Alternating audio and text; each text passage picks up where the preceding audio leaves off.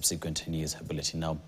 Basic Education Principal Secretary Julius Bitok has called for the immediate arrest and prosecution of a teacher from Alliance Girls High School accused of grooming and engaging in inappropriate sexual relationships with students.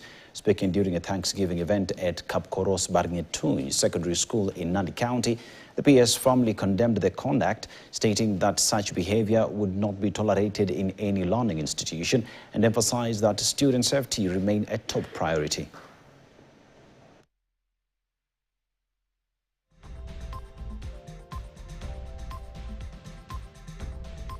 A trend, a very bad trend recently. There is something going on in Alliance Girls.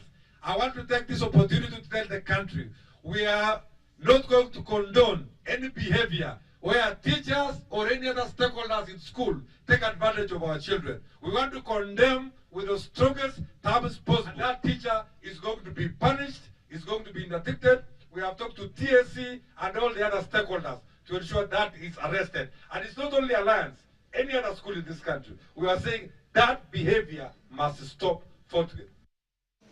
Now, the number of newborns being infected with HIV in the country has